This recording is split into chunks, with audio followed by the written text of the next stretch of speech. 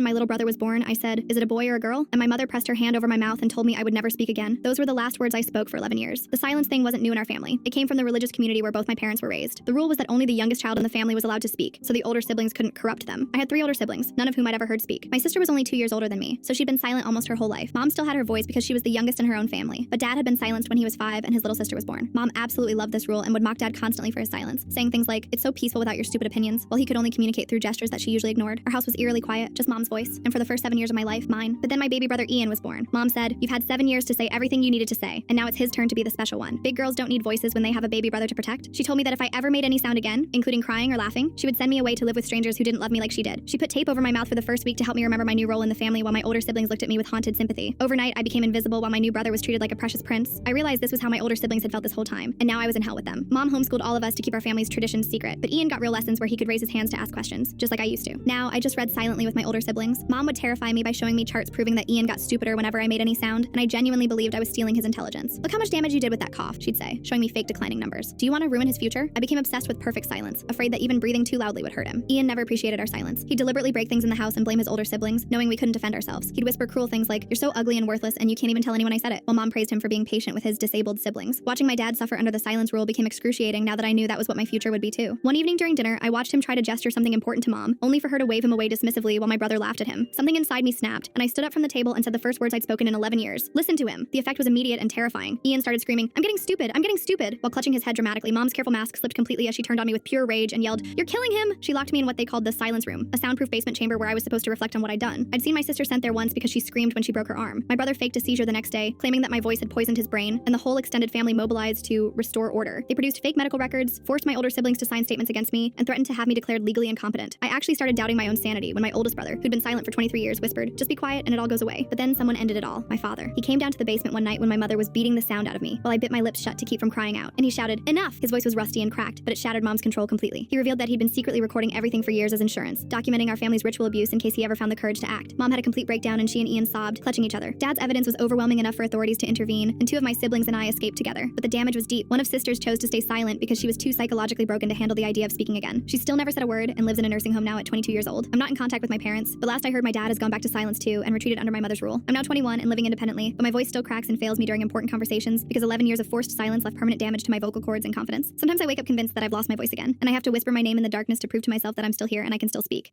What's the most twisted